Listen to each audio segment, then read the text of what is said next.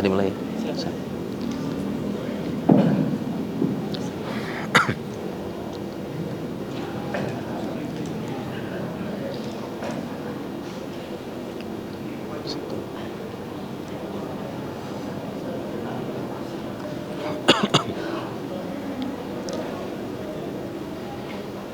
Bismillahirrahmanirrahim.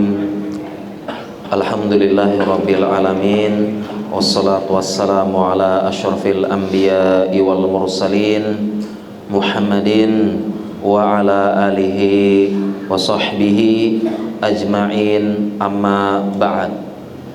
Para jemaah salat maghrib dan salat isya yang semoga dirahmati dan disayangi oleh Allah Subhanahu wa taala. Assalamualaikum warahmatullahi wabarakatuh. Alhamdulillah, segala puja dan puji kepada Allah. Salawat dan salam kepada suri teladan kita Nabi Muhammad sallallahu alaihi wasallam. Para jemaah salat maghrib dan isya yang semoga disayangi Allah, tema kita pada kesempatan maghrib yang penuh berkah ini, keluarga bahagia penggenggam bara api. Ada dua diksi kata di sini. Pertama, keluarga bahagia. Kemudian yang kedua, penggenggam bara api. Ya. Kita berbicara tentang keluarga dulu ya. Keluarga adalah harta yang paling berharga, tidak tergantikan. Kesuksesan yang keluar, nampak dan keberhasilan dia akan keluar, tetapi kegagalan, kesedihannya itu pasti kembali kepada keluarga ya. Kebahagiaan yang utama adalah keluarga. Bahkan kalau kita baca nas-nas dari syariat dan penjelasan ulama, yang namanya bahagia itu bersama keluarga. Yang namanya kebahagiaan itu di rumah. Seseorang yang tidak bahagia di rumahnya, tentunya bersama keluarga, pasangan, suami, istri, dan anak-anak. Seseorang yang tidak bahagia di rumahnya, maka akan sulit bahagia di luar.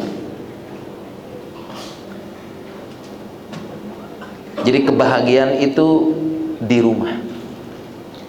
Dengan banyak nas dalil, bahkan ada ungkapan yang terkenal, baiti jannati, rumahku adalah surgaku. Dan ini memang terbukti. Jadi seseorang kalau dia di rumahnya sulit bahagia, maka di luar lebih sulit lagi bahagia. Makanya kebahagiaan itu yang sebenarnya di rumah.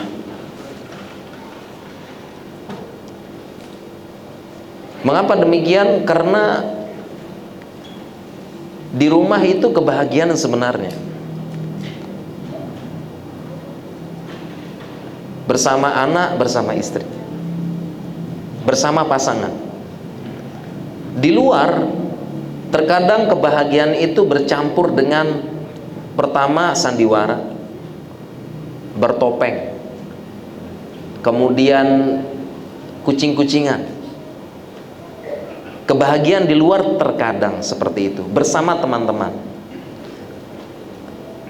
Betapa banyak kita di luar, kita ketawa, ngobrol, terbahak-bahak, ngumpul-ngumpul, bertemu dengan teman.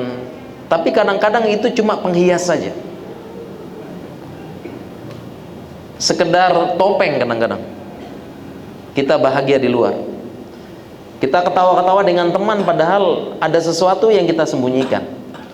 Bahkan terkadang kita berjumpa dengan orang tertentu, kita terpaksa tersenyum untuk membahagiakan dia, atau terpaksa tersenyum karena terpaksa memang. terpaksa ketawa di depan bos, terpaksa tersenyum depan klien. Jadi terkadang ya, di luar itu kebahagiaan kadang semu dan bertopeng.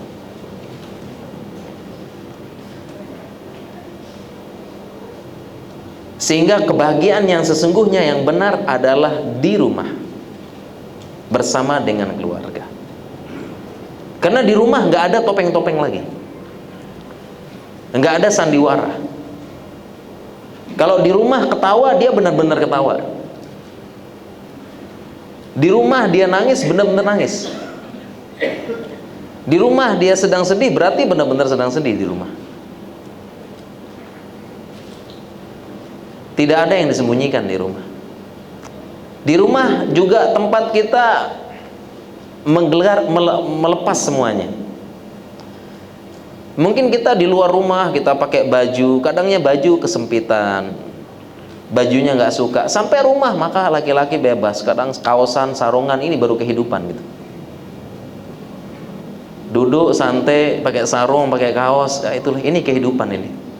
Baru kita nikmatin ngopi, duduk santai. Setelah di luar kita pakai jubah, pakai baju keren, pakai tuxedo mungkin ya. Demikian juga perempuan begitu juga. Di luar kadang-kadang pakai macam-macam. Pakai make up, pakai ini dan sebagainya. Dan banyak yang disembunyikan dan banyak yang palsu. Dari bulu mata palsu, hidung palsu, bibir palsu, telinga palsu, rambut palsu. Ya. Jadi ternyata perempuan banyak palsunya ya. Tapi sering bilang ke laki-laki, cintamu palsu bang. Barulah di dalam rumah dilepas perempuan tersebut, baru dia enak di rumah, bebas, pakai dasteran doang, apa dan sebagainya. Jadi kebahagiaan itu di rumah bersama keluarga. Sekali lagi, apabila kita sulit bahagia di rumah, lebih sulit lagi bahagia di luar. Kebahagiaan sesungguhnya, dan ini ada memang penjelasan ulama seperti itu berdasarkan hadis, berdasarkan ayat-ayat yang lain banyak. Prioritas sebagaimana contohnya firman Allah Subhanahu wa taala, wa anzir ashiratakal aqrabin. Allah berfirman, dan berikan peringatan kepada keluargamu yang paling dekat. Ini maksudnya ayat ini turun tentang dakwah. Beri peringatan, dakwah kepada keluargamu yang terdekat dulu. Sehingga yang paling merasakan manfaat dari dakwah kita, seharusnya yang paling merasakan manfaat dari perubahan kita ngaji, perubahan dari kita belajar agama, ke masjid, sholat, kemudian hijrah dan sebagainya, ngaji, duduk di majelis ilmu, yang paling pertama kali dan paling berhak merasakan manfaat itu adalah keluarga kita, berdasarkan ayat tadi, wa anzir ashiratakal aqrabin.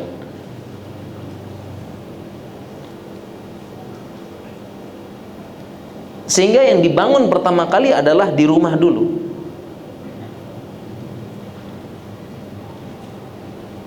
Dan ini adalah konsep kebahagiaan. Sebagaimana kita mulai dari ayah, ibu, anak. Dari ayah, yang paling berhak mendapatkan manfaat adalah anak sama istri. Kalau secara umum dulu ya suami, istri, anak-anak, yang paling berhak, paling pertama mendapatkan manfaat perubahan dari akhlak yang bagus dan sebagainya, itu adalah orang yang di rumah dulu.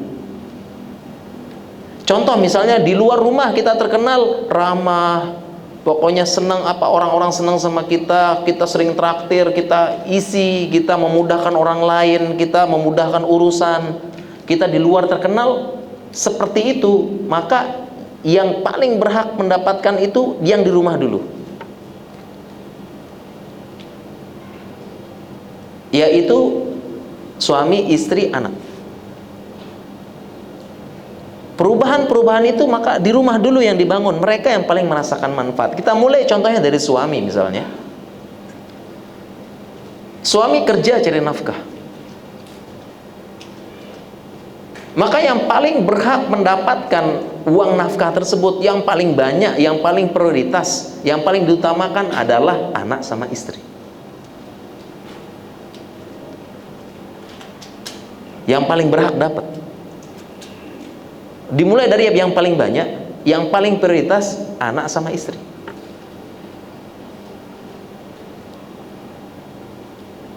Dan ini selaras dengan hadis yang lainnya. Dalam hadis tentang nafkah disebut dinar, anfaqta fi sabilillah, dinar yang engkau nafkahkan kepada jalan, engkau nafkahkan di jalan Allah. Kemudian Nabi sebutkan lagi beberapa nafkah lagi, dinarun, nafkah yang engkau gunakan untuk membangun Baitullah, ya. Kemudian nafkah yang engkau gunakan untuk membiayai perang. Kemudian Nabi sebutkan dinarun anfaqta ala ahlik. Kemudian dinar, harta yang engkau infakkan kepada keluargamu, maka ini lebih besar pahalanya dan lebih azamu ajro, lebih besar pembalasannya, pahalanya. Ini konsep bagaimana Islam itu yang dibangun rumah dulu, keluarga dulu, prioritas utama, karena kebahagiaan itu di situ. Kita lihat hadis tadi, dinar untuk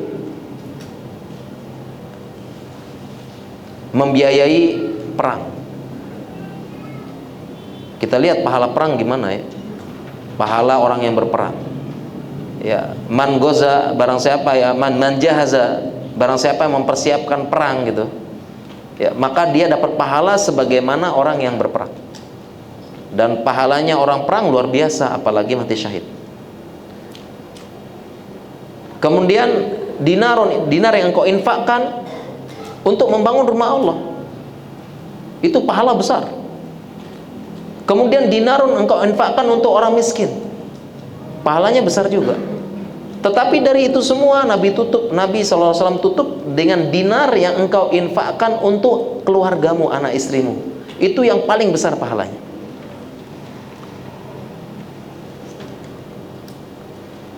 Nah, kita fikih prioritasnya jangan terbalik. Jangan sampai kita ketika kita menyumbang masjid, kita jor-joran banyak, dan kita merasa ini pahala paling besar, pahala paling besar. Tapi ketika kita memberikan nafkah kepada anak istri, misalnya ada biayain istri umroh, biayain istri haji, biayain pendidikan anak, kita kok perhitungan banget dan merasa itu bukan ibadah. Padahal dijelaskan oleh para ulama itu ibadah teragung, memberi nafkah anak istri, melebihi tadi membiayai jihad, memberi makan orang miskin, sedekah, membangun masjid Allah. Lebih besar pahalanya memberi nafkah kepada anak istri, dan lebih prioritas. Karena kadang-kadang kita tidak merasakan itu ibadah, tapi beban. Makanya kita kalau nyumbang masjid, Masya Allah, kita merasa ini ibadah teragung yang aku lakukan. Ketika kita kasih nafkah kepada kita kasih sedekah orang fakir miskin, apa itu, kalau itu saja anak istri didahulukan, apalagi sekedar neraktir temen, nemenin jalan-jalan temen, ya, neraktir mancing, neraktir apa ya, ada misalnya main mini soccer, main futsal, gue aja yang bayar lapangannya gitu, tetap lebih besar. Dan jangan kebalik, memang faktanya ada yang terbalik, ketika sama anak istri pelit luar biasa, sama teman jor-joran.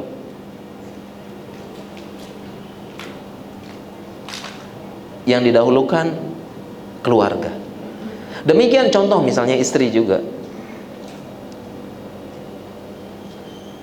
Jadi yang ketika istri sudah belajar agama, sudah paham, ngaji seperti ini, sudah hijrah gitu ya, alhamdulillah. Maka yang paling berhak merasakan manfaat dia udah ngaji itu, perubahannya adalah suaminya dan anak-anaknya. Yang paling berhak merasakan manfaat udah ngaji, udah belajar agama, udah belajar tajwid, tahsin, makharijul huruf. Maka yang paling pertama kali, paling utama merasakan manfaat perubahan akhlak, perilaku, sifat agamanya adalah suaminya. Terlebih-lebih suami adalah punya hak yang agung, haknya besar dalam Islam. Ya. Dan bukan sebaliknya, setelah ngaji malah sama suami makin kasar, suami mengangkat suara. Atau tidak ada bedanya antara istri ngaji sama istri nggak ngaji. Kok sama aja? Ngangkat suara, bentak, dinasehatin nggak terima, keras kepala, dikasih masukan nggak terima, pokoknya abang yang salah.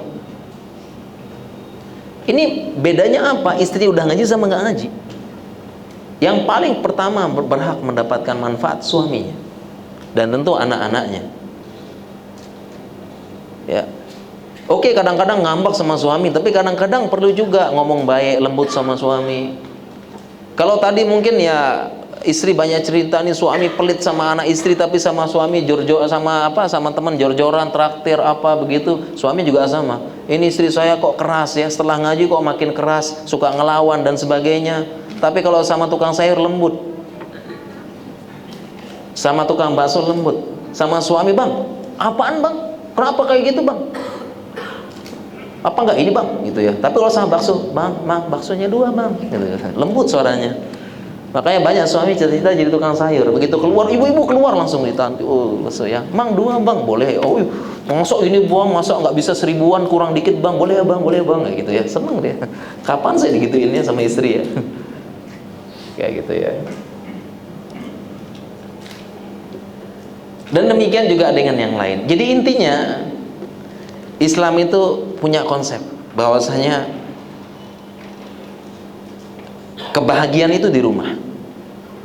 Konsep Islam, bahagia itu di rumah. Dan semua nas-nas dari dalil kalau kita gabungkan semuanya intinya bagaimana membangun rumah dulu, memprioritaskan rumah dulu, bukan yang lain-lain. Dan memang secara fakta demikian. Kebahagiaan itu di rumah. Kebahagiaan sejati berkumpul dengan keluarga, berkumpul dengan anak, ngobrol-ngobrol. Bapak pulang kerja, capek, lelah, maka dia pulang disambut sama istrinya, udah makan, udah siapin makanan, sudah apa, baru pulang disambut sama anak-anak, maka hilang semua rasa capek tersebut. Itulah kebahagiaan. Kita pulang, suami pulang bawa kresek, anak-anak rebutan kresek. Ya, habis diambil kresek bapak ditinggal, kan gitu ya. Itu kebahagiaan itu. Ya, melihat anak-anak rajin, ya, melihat anak-anak sholat tanpa disuruh, itu kebahagiaan. Kebahagiaan. Ya, melihat anak-anak rutin setoran hafalan sama bapaknya, setelah seharian ditalkin sama ibunya hafalannya, ini kebahagiaan. Kebahagiaan tidak tergantikan. Berkumpul. Dan juga ini memang sudah fitrah manusia. Coba aja kita lihat hari Idul Fitri ya, Idul Fitri berarti. Coba aja kita lihat hari Idul Fitri ya. Apa yang paling bahagia dari hari Idul Fitri itu? Yang bahagia adalah tidak lain tidak bukan anak-anaknya dari semua kota seluruh penjuru datang ke rumahnya bawa cucu-cucu ngumpul di rumah dia. Itulah kebahagiaan. Ya, terutama beberapa kakek nenek kita. Kakek nenek kita, kebahagiaan paling bahagia yang dia nantikan adalah ketika momen itu. Bagaimana semua anaknya datang, ngumpul, ngunjungin dia, bawa cucu-cucunya. Itu momen paling bahagia udah. Paling bahagia. Coba aja tanya kakek nenek, apa yang ditunggu-tunggu? Itu ditunggu-tunggu. Anak-anak datang semua. Kalau bisa lengkap, alhamdulillah. Itu bukti secara fitrah bahwasanya kebahagiaannya di rumah, di keluarga. Tempat berkumpul. Ya, bahkan ini menjadi sarana dakwah. Saya punya teman, dia kuliah di Newcastle, Inggris. Dia cerita, dia punya tetangga, ini teman masjidnya, teman masjid ya. Dia punya tetangga, dia muslim tentunya ya, muslim. Tetangga jelas ya, pokoknya orang barat, entah ateis entah apa gitu ya. Dia sama-sama sudah tua ini, dua-dua sudah tua, sudah kakek nenek. Ternyata yang muslim ini, dia punya anak banyak. Tapi anaknya itu secara rutin dia mengunjungi dia, bolak-balik anaknya ganti-gantian ngunjungin. Ini sama tetangganya dilihat, dia melihat ya, tetangganya melihat, oh ini kok dia anaknya datang ngunjungin bolak-balik. Sedangkan dia nggak ada satupun anaknya yang ngunjungin, satu atau dua anaknya, tapi nggak ada yang kunjungin. Karena sebagaimana di sana konsep keluarganya beda sama Islam. Konsep keluarga di sana kalau sudah 18 tahun anak dilepas, sudah ngekos, pindah sama orang tua. Kemudian tidak ada konsep keluarga seperti Islam, karena sudah majunya teknologi, tergerus, pokoknya banyak fitrah-fitrah udah hilang di sana. LGBT, child free dan sebagainya, anak beban sampai child free kan, sudah hilang. Cuma mau satu anak saja, dua anak, baru-baru ini child free. Beban seperti itu, ya konsep nggak ada di sana. Konsep keluarga nggak ada. Makanya dulu kan ada berita pas Piala Dunia itu kan, itu misalnya yang negara-negara Islam dia merayakan sama ibu bapaknya. Tapi coba orang Eropa merayakan dulu kemana? Ke pacarnya, ke istrinya, mana bapak ibu? Nggak ada. Mereka nggak ada konsep. Nggak ada konsep. Islam ada dan sesuai dengan fitrah. Nggak ada. Dan orang tua pun sudah habis itu kepisah mereka, membiayai dan sebagainya. Dan mulai sekarang ada keluhan generasi sandwich ini beban dan sebagainya. Padahal Islam itu ya kalau memang orang tuanya nggak mampu dibiayai. Ada fikih nafkah dalam Islam. Ada fikih nafkah. Nah sehingga nih tetangganya, tetangga dia tanya, dia iri, kok kamu tiap dikunjungin sama anakmu, bawa cucu-cucu. Jadi dia main sama cucu, ketawa-ketawa gitu. Dia sepi benar. Memang begitu di barat, sepi. Sudah masa tua, masa kelam udah. Apalagi anaknya cuma 1-2, itu pun sibuk dengan urusan lagi. Akhirnya tetangga ini nanya sama anaknya nih, saya lihat kok kamu sering kunjungin ibumu katanya, sering orang tua. Nah jawabannya dia, iya karena agama saya ngajarin seperti itu. Akhirnya dia bilang saya pengen masuk Islam katanya, pengen masuk Islam karena ini konsep yang benar keluarga. Nah oleh karena itu kita bersyukur sekarang kita muslim, kita di Indonesia masih banyak fitrah-fitrah yang bagus. Kita syukuri itu. Jadi memang keluarga bahagia itulah utama. Tujuan utama kita tuh bahagiakan keluarga dulu, ciptakan kebahagiaan di rumah dulu. Ini konsep Islam. Ya. Oleh karena itu saya nulis buku ya, nih buku saku, judulnya Masuk Surga Sekeluarga, Reuni Sahabat di Surga. Ini buku saku ya. Saya kalau kita bahas buku ini perlu daurah nih. Masuk Surga Sekeluarga, Reuni Sahabat di Surga. Artinya apa? Konsep Islam kebahagiaan itu di rumah, di keluarga. Bahagia itu di situ. Kebahagiaan. Makanya yang benar, kayak saya sekarang sedang safar nih. Ya. Jadi saya kangen rumah. Saya kangen sama istri, kangen sama anak. Itu konsep. Udah kebayang-bayang anak-anak. Udah kebayang-bayang ini, udah bayang ngumpul-ngumpul sampai rumah, ntar saya ngumpul lagi, makan bagi, ngobrol-ngobrol lagi sama anak-anak. Anak-anak setoran hafalan Quran. Kita ada kajian sedikit di rumah. Nanti kita jalan-jalan lah, kuliner sama anak-anak. Tanamkan kebahagiaan kepada mereka, ajak jalan-jalan dan sebagainya. Ini sudah kangen di rumah ini. Tapi memang begitu konsep. Nah, sebaliknya jangan. Kalau kita nggak mau pulang ke rumah, malas dan sebagainya, nah itu berarti kita tidak bahagia. Dan sangat sulit bahagia di luar nanti. Sulit kita bahagia di luar kalau bukan ini. Nah oleh karena itu ini di sini saya jelaskan Karena di dunia kebahagiaan itu adalah di rumah sama keluarga. Maka salah satu kebahagiaan di surga nanti sama, kita dikumpulkan juga bersama keluarga. Masuknya sekeluarga bareng, kemudian di surga juga dikumpulkan bersama keluarga. Karena kaedahnya adalah semua kebahagiaan yang ada di dunia akan ada di surga. Semuanya dengan versi yang lebih baik.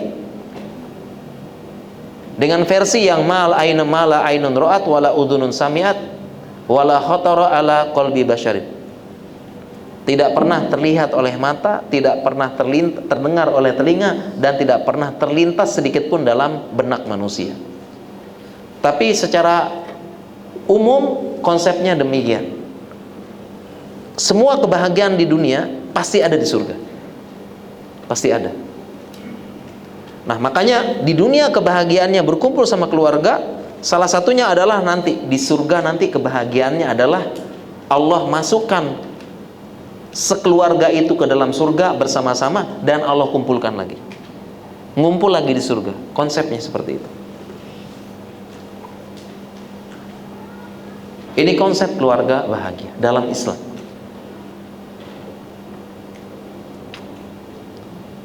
Ya. Lalu bagaimana kita bisa seperti itu? Kita bisa di dunia bahagia keluarga, di akhirat kumpul bersama lagi. Bagaimana bisa? Bagaimana caranya? Tentunya pertama kita kembali kepada agama. Agama yang benar. Agama yang sesuai pemahaman sahabat dan Rasulnya. Karena Allah yang menciptakan dunia ini, menciptakan manusia, khalaqas samawati wal ardh. Maka yang paling tahu cara bahagia yang benar adalah yang menciptakan. Yang menciptakan cara bahagia yang benar.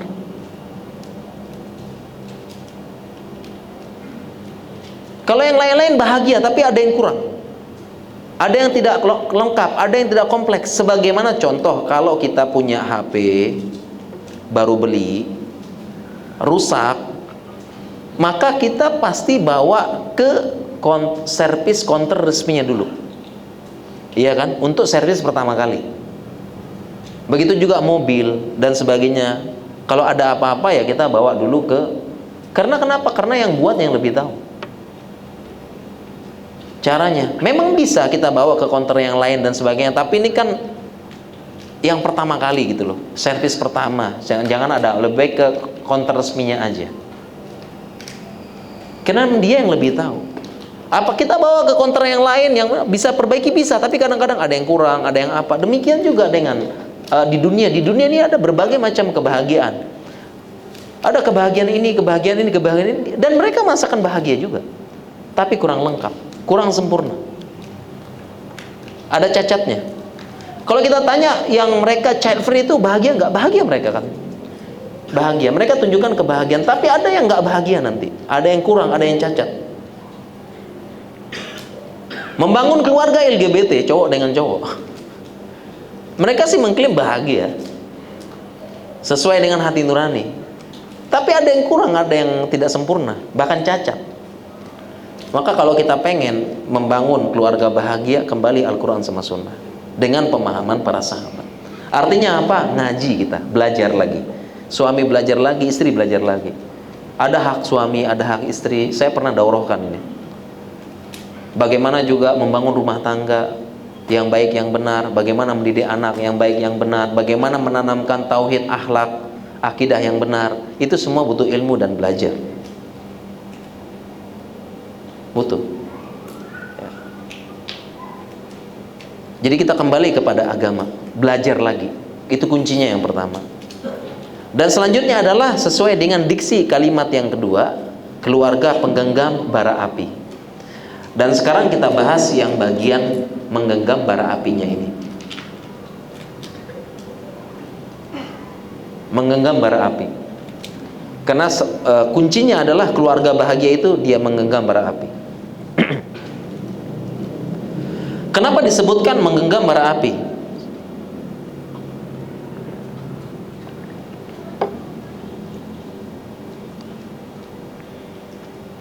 Kenapa disebut menggenggam bara api? Karena ini berdasarkan hadis Nabi SAW. Beliau bersabda, sayati 'alan nas zamanun al-qabidu 'ala din kal qabidi 'ala jamr. Ini hadis Nabi. Beliau bersabda, akan datang suatu zaman, datang kepada manusia suatu zaman di mana orang yang menggenggam agama sebagaimana menggenggam bara api.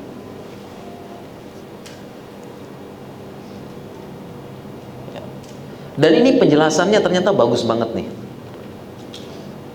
dari beberapa penjelasan ulama. Yang pertama, kenapa Nabi membisalkan menggenggam bara api? Ya, karena ini butuh kesabaran dan pasti akan sakit. Sebagaimana penjelasan Syekh Abdullah bin Bas, ka'annahu qabidun 'ala jamra min syaddati ma yusibuhu minal am wa syada'id. Karena kalau genggam bara api pasti akan rasa sakit dan akan merasa susah, berat. Syada'id.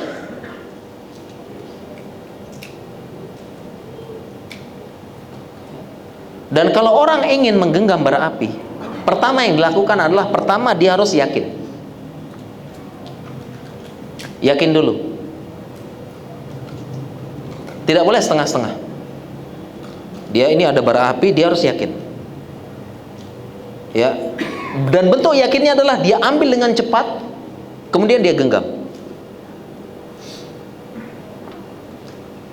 Ya. Dan semakin erat dia genggam, semakin cepat apinya mati. Ya jemaah ya. Semakin genggam dia erat, semakin apinya, bara apinya semakin cepat mati. Makanya dia genggam dengan erat. Semakin erat semakin cepat apinya. Jadi dia menggenggam erat agama. Kemudian apakah, dan selama menggenggam apakah ngerasanya panas? Panas. Dan dia harus bersabar. Ini penjelasan Syekh Mubarakfuri. La yumkinul qabdu 'ala jamr illa bisabrin syadidin. Tidak mungkin dia bisa genggam kecuali dengan sabar. Wa tahmilu ghalabatal masyaqqah. Dia akan menahan kesusahan yang luar biasa. Ya. Setelah dia semakin genggam erat, setelah mati apinya, ya, barulah dia bisa menggenggam bara api tersebut. Sudah jadi arang berarti ya. Barulah dia berhasil dan barulah dia merasakan halawatul iman, manisnya iman. Makanya kalau kita beragama, jangan setengah-setengah. Allah berfirman, ya ayyuhalladzina amanu dkhulu fis-silmi kafah. Wahai orang yang beriman, masuklah Islam, beragama dengan kafah, sempurna. Nggak boleh setengah-setengah. Ya, dan ini kita contohkan. Kalau orang pengen hijrah, misal contoh ya, perempuan pengen hijrah, sebelumnya mungkin pakaiannya belum nutup aurat, bahkan ya menonjolkan apa yang bisa ditonjolkan biasanya. Perempuan pengen menampilkan masa depan yang cerah dan latar belakang yang baik. Ketika dia pengen hijrah, dia pakai jilbab tiba-tiba langsung lebar atau bahkan pakai cadar, maka dia harus yakin, langsung set. Kemudian dia merasakan panas apa tidak? Dia rasakan panas. Apa panasnya? Cemoohan orang. So alim, ustazah, eksklusif, nggak gaul, itu dia rasakan panasnya. Nah, tetapi semakin dia menggenggam, semakin hilang cemoohan itu, semakin dia tidak pedulikan, semakin dia tidak pedulikan, semakin genggam, semakin nggak pedulikan, semakin cepat hilang. Dan setelah itu dia kegenggam agama dan dia merasakan manisnya iman. Dan jadi biasa aja habis itu. Selesai panasnya, habis panasnya. Demikian juga dulu saya mulai mengenal sunnah itu SMA tahun 2000-an. Sekitar 20-an tahun yang lalu. Sudah mulai menerapkan Udah mulai jenggot sama di atas mata kaki. 20 tahun yang lalu. Alhamdulillah saya sudah mulai kenal.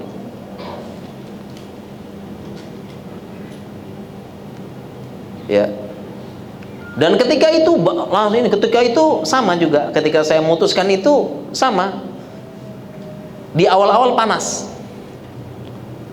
Sempat ragu-ragu, bimbang dan sebagainya. Masa begini sih apa, nanti diolok, di apa, di ini. Terlebih di saat itu ada bom Bali. Mungkin kalau jamaah yang dulu mungkin tahu cerita bom Bali ya. Itu ujian terberat bagi yang cingkrang sama jenggotan waktu itu. Kalau sekarang mah udah gaya ya. Mungkin ada jamaah yang ikutin apa ya. Kalau generasi Z nggak tahu ya. Belum lahir ya. Belum lahir ya. Itu ujian berat saat itu bagi yang bercadar, cingkrat, jenggotan. Dan saya saat itu udah tahu, udah paham. Berat saat itu ya. Tapi ya itu panas di awal-awal saja. Setelah itu masa sih gini, masa sih apa ya, aneh gitu kok, gantung, cingklang dan sebagainya. Tapi ketika kita semakin kuat kita menggenggam, semakin nggak pedulikan, semakin, dan setelah itu biasa-biasa aja udah. Kehidupan biasa aja, terserah, nggak ada kita peduli dia komentar apa, terserah. Ini maksud dari menggenggam bara api. Jadi orang yang beragama itu ketika dia memutuskan beragama, dia pasti merasakan ujian dan panas. Tapi hanya di awal-awal saja. Semakin dia yakin, semakin cepat hilang panasnya. Semakin cepat hilang. Dan setelah itu biasa aja habis. Udah biasa, nggak ada lagi, nggak ada bimbang, nggak ada apa, nggak, udah biasa lagi. Dan tentunya merasakan manisnya iman.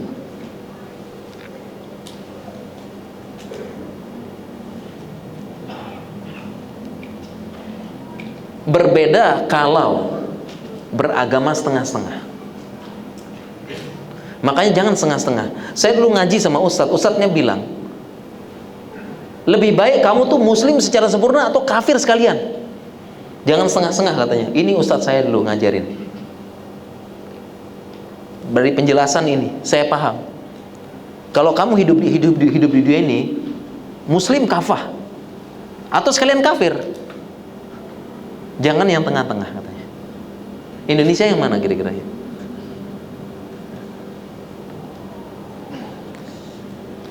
Karena kalau beragama setengah-setengah, kita lihat hadis tadi. Pertama, ada bara api, depan kita bara api. Kemudian kita lihat ya, kita lihat orang yang setengah-setengah beragama, lihat bara api antara yakin ragu-ragu. Waduh, bara api nih, pasti panas. Cuma ya saya harus genggam nih, karena lingkungan saya mengatakan harus genggam. Harus genggam nih, tapi panas, ragu-ragu dia. Akhirnya apa? Akhirnya nyoba dulu. Coba-coba dikit panas ya. Nggak jadi. Tapi lingkungan saya, ya bapak, ibu, apa semua, saya harus beragama. Oke lah, saya coba lagi sedikit, pegang lagi, panas. Kemudian ada yang nyoba, genggam, panas dilepas. Akhirnya yang ada kapok beragama. Kapok beragama. Kapok saya nggak pegang bara api panas. Karena setengah-setengah. Ada juga yang ya terpaksa ya, karena lingkungan saya seperti itu, circle saya ya kadang lepas, genggam, lepas, genggam, lepas, genggam, lepas. Akhirnya apa yang dirasakan?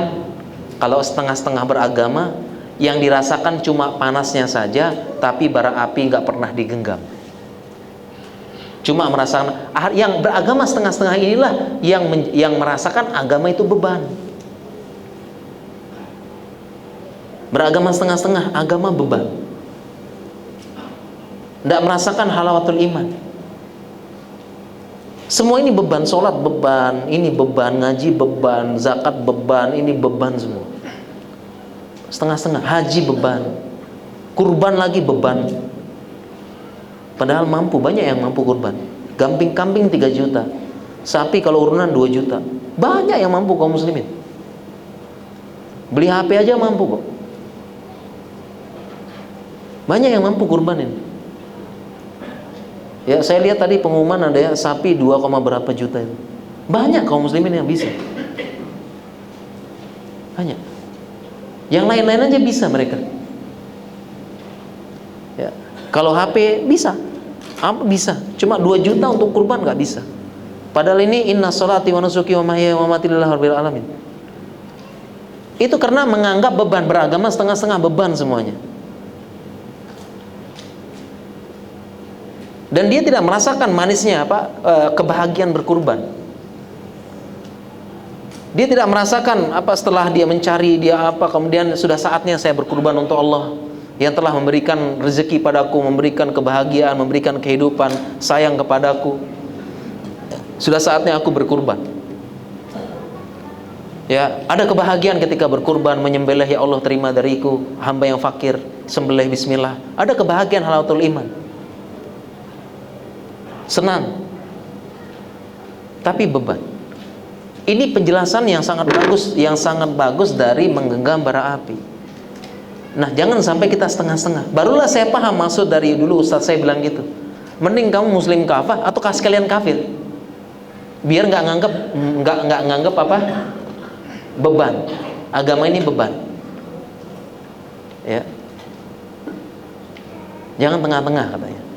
Itu dari sisi ini, tapi tentunya itu maksudnya dari sisi beban ya. Maksudnya tetap aja muslim lebih baik gitu. Kita ambil contoh kayak tadi.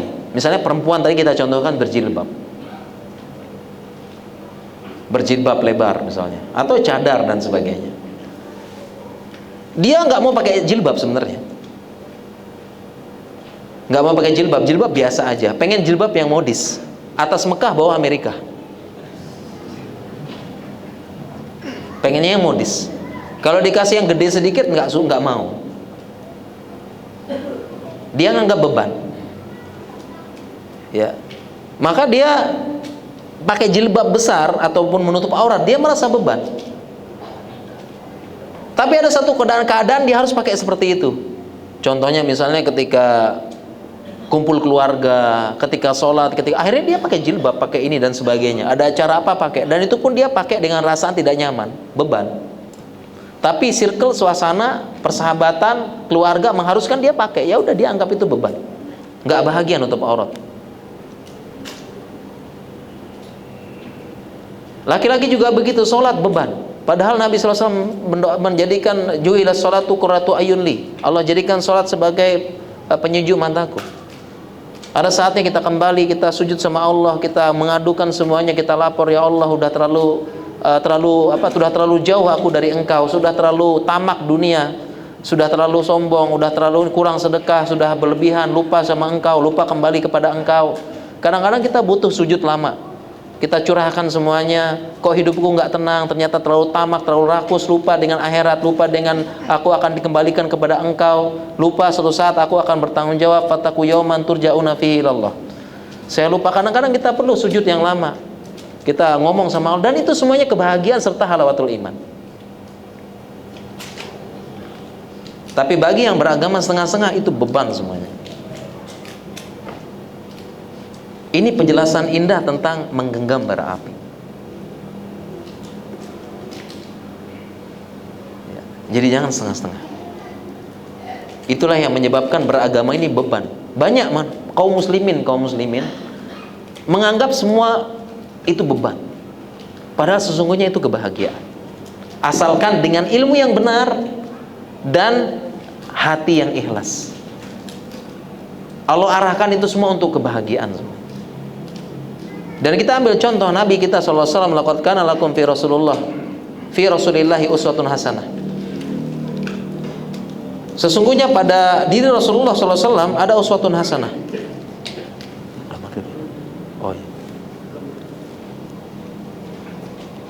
Sesungguhnya pada Rasulullah SAW ada uswatun hasanah, ada contoh yang baik.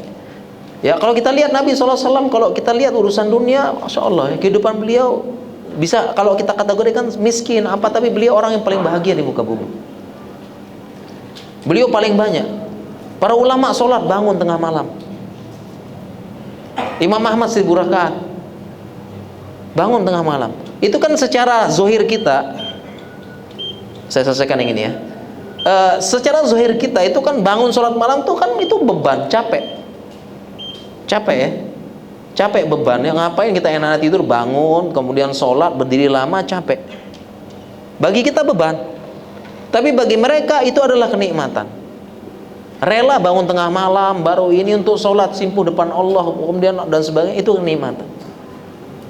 Kenikmatan itu, seperti itu. Dan Allah jadikan seperti itu. Nah inilah, dan berbeda, yang terakhir beda dengan orang yang tidak beriman sama sekali. Orang yang tidak punya iman sama sekali, dia baru lihat, bara api, dia jangankan menggenggam, niat menggenggam saja nggak ada. Ini orang yang benar-benar tidak beriman. Jadi permisalannya bagus ya. Orang yang tidak punya iman sama sekali, dia ngelihat ya bara api, jangankan mau menggenggam, niat aja enggak. Inilah orang yang tidak dapat hidayah, tidak benar-benar tidak beriman. Itu permisalan kenapa disebut dengan penggenggam bara api. Para jemaah sekalian, kita sholat Isya dulu. Mungkin setelah ini kita lanjutkan dengan, mungkin tambah sedikit aja materi, kemudian kita lanjut dengan tanya jawabnya. Kepada muazin, falyatafaddal.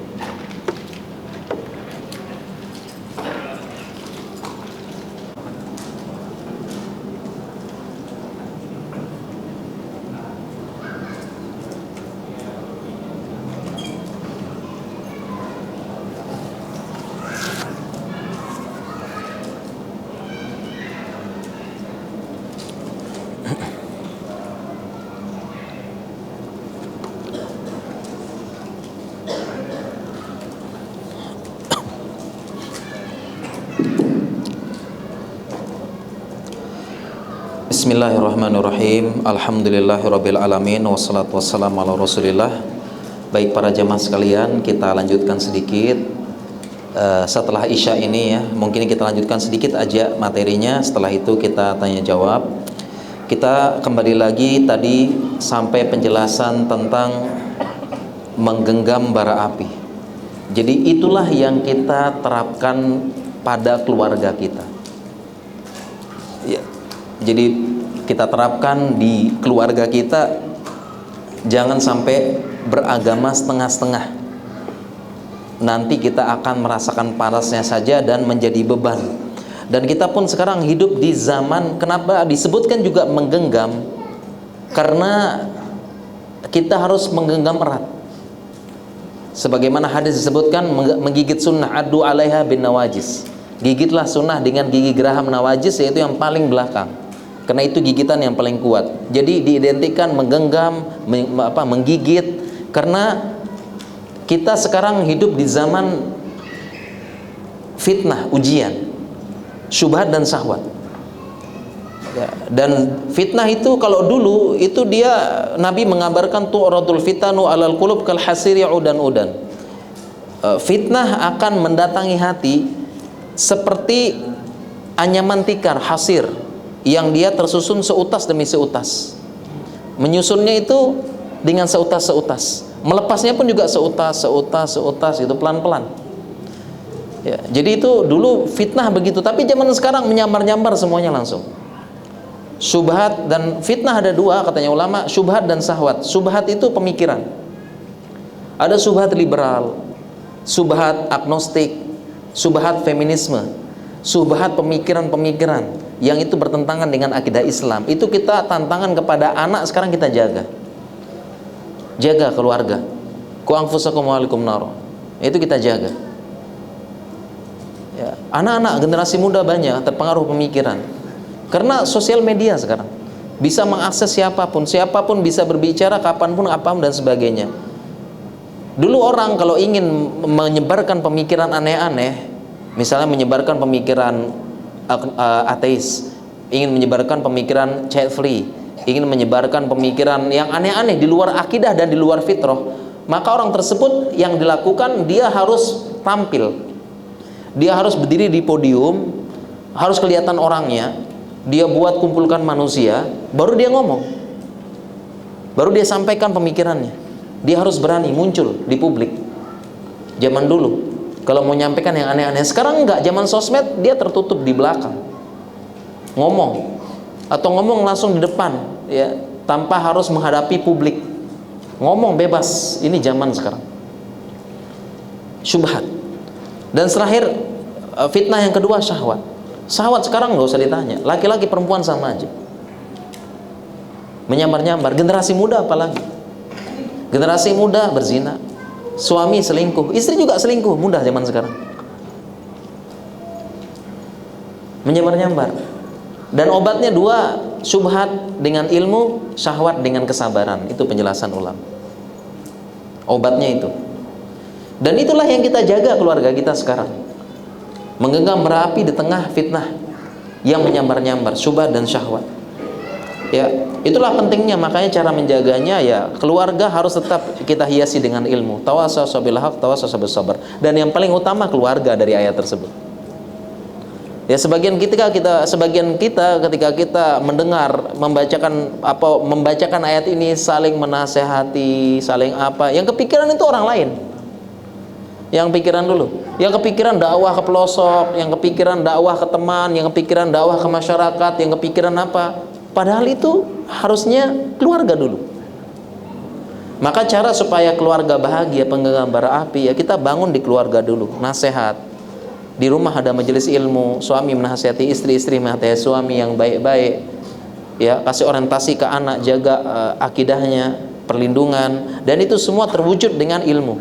Dan ilmu itu didapatkan di majelis ilmu. Jadi intinya keluarga ya harus ngaji, harus belajar. Seperti itu. Kalau kita ingin ini, dan sekarang kita dapat ya itu. Jadi kita zaman sekarang itu harus benar-benar menggenggam bara api zaman sekarang. Karena fitnah begitu menyambar-nyambar. Ya. Dan Mbak, kalau kita bahas ini agak panjang, tapi karena waktunya sudah waktunya kita terbatas ya sepertinya ya. Dan mungkin poinnya udah sampai, insya Allah kita sudah sampaikan poin-poinnya. Jadi ringkasnya adalah keluarga bahagia, penggenggam bara api. Keluarga bahagia pertama ya secara agama maupun fitrah bahagia di rumah. Kemudian yang kedua, konsep Islam itu bagaimana menciptakan kebahagiaan di rumah dulu, di keluarga dulu, bersama anak sama istri. Ya, dan semua manfaat yang didapatkan, yang paling berhak mendapatkan adalah keluarga, anak, istri, suami, istri, suami, istri, anak. Kemudian menggenggam bara api, kita tidak boleh beragama setengah-setengah, harus yakin, harus mantap, kita genggam, sabar kita harus merasakan panasnya di awal-awal saja. Tapi kita harus sabar. Semakin sabar, semakin cepat padam, semakin hilang, semakin yakin. Dan jangan beragama setengah-setengah. Kemudian kita sekarang hidup di zaman fitnah, ya semakin harus menggenggam yang erat. Para jamaah sekalian, mungkin demikian yang bisa kita sampaikan materinya, dan sesuai pesan dari teman-teman panitia dan takmir, Ba'da Isya kita tanya jawab ya, dan saya persilahkan para jamaah untuk tanya jawab. Mudah-mudahan saya bisa menjawab ya. Kami persilahkan.